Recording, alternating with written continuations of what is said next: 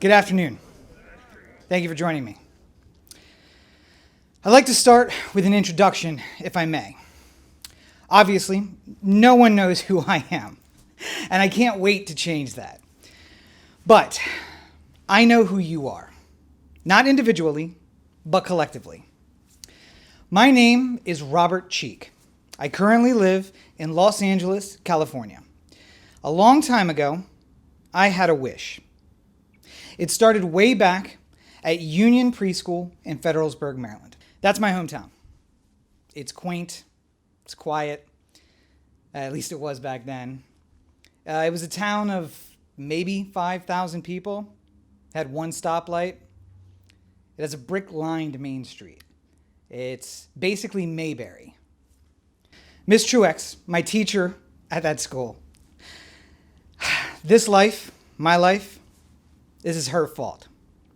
She told me at an early age that I could do and be whatever I wanted. From there, through elementary, middle, and high school, I made education a priority. You see, my mother has been a lifelong educator. She was the first in her family to go to college. Education were the bootstraps by which she picked herself up and gave herself a better life. And she wanted the same from me. Senior year of high school, I was on my way to Hofstra University, where I would eventually complete my studies in political science and later go on to start my studies in law. My high school classmates nominated me most likely to be president. That's not a joke. This is 18-year-old me in the North Carolina high school yearbook. The reason they nominated me is, well, because I basically went around saying I was going to be president someday. I loved politics. I learned about it. I read all I could. And I was the most politically active person on that campus of 1,200 students. Maybe some people thought that I was kidding, but I was unwavering in my conviction. Back then, I even had the email POTUS Cheek 2020. Because 2020, a year so far in the future I couldn't imagine it, would be the first year I was eligible to run. But something happened in the intervening years between then and now. After graduating college, I went back to that small town, and I ran a campaign for state delegate. That's the lower house of the legislature of the state of Maryland. I was 21 and ready to change the world. What I learned in that campaign is that all the idealism in the world didn't matter. Politics was not what I thought it was when I was a teenager. It wasn't what I learned it was in college. It was a dirty, secret business. As much as I might want, in words of Kurt Cobain, to become part of the machine and rot it from the inside, you had to get down in the dirt to do that. I went to law school, but I was contacted during my time in school and asked to run someone else's campaign, this time for the state senate. I decided to give it another chance. I gave it everything I had. And we had a great candidate. But once again, it wasn't about ideals. It was about the business. Backroom deals and money. At the end of that campaign, I had enough of politics. 2 years later, I remember sitting in the back of the Market Street Public House in Denton, Maryland on election night. As the results were coming in, I toasted to the end of my political career.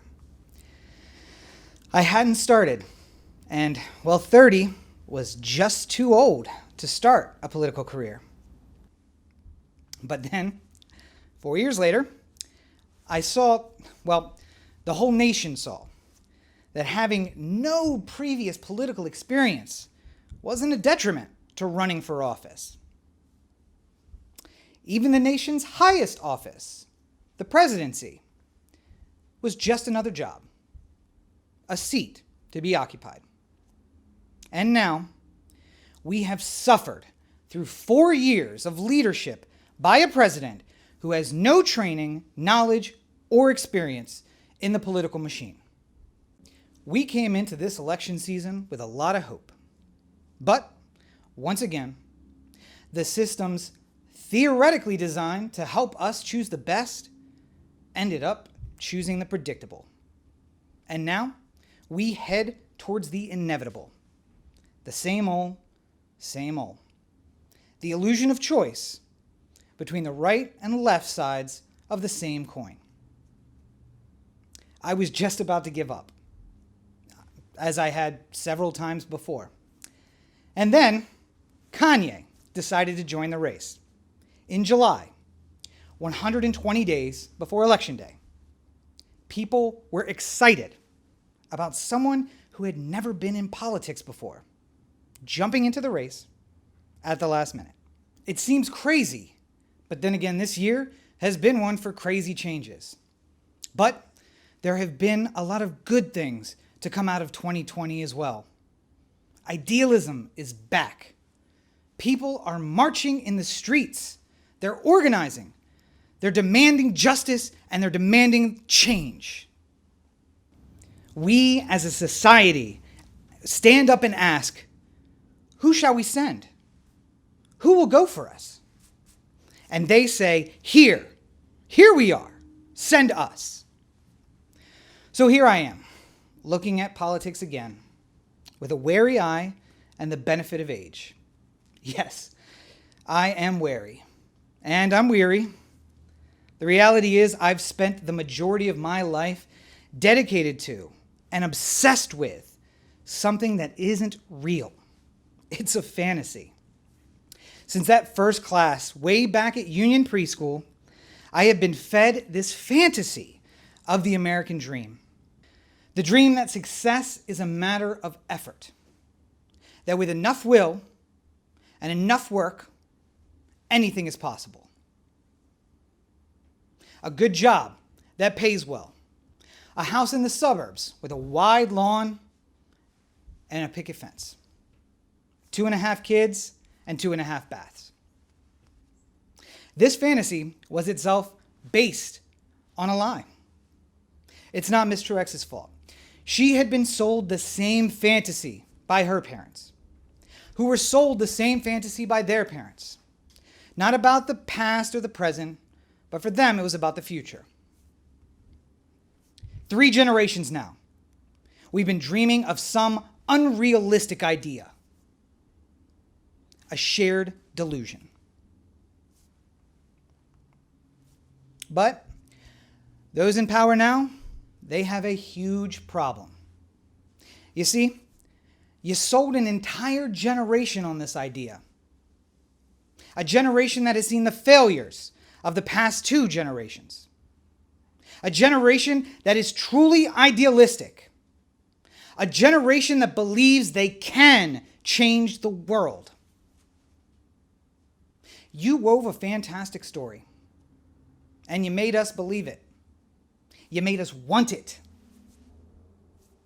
You told us that America was the greatest country in the world. You told us that we were all created equal. You said that if we worked hard enough, the world was ours. You wrote us a check. And now, we're here to collect. Who will you send? Who will go for you? Here I am. Send me. I am here to announce that I am running for President of the United States of America. Over the next few weeks, I am excited to roll out my plan to reinvigorate America. The fair and square deal. Designed in the spirit of the Roosevelts and the populists, it's a new progressive agenda for a new American millennium. You can find more information about that at robcheekforpresident.com and cheekforamerica.com. But I can't do this alone. Once, a president advised, ask not what your country can do for you, ask what you can do for your country. We need a new generation of volunteers, ready to stand, raise their hands, and do the hard work that is before us.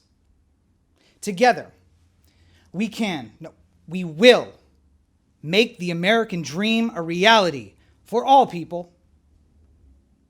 I'm looking forward to building that future with all of you. My campaign will be an open conversation between myself and the voters who I hope to attract. I'm looking forward in the coming 100 days to having that conversation and our first opportunity to do so. But for now, please take care of yourselves and each other in these trying times. Thank you.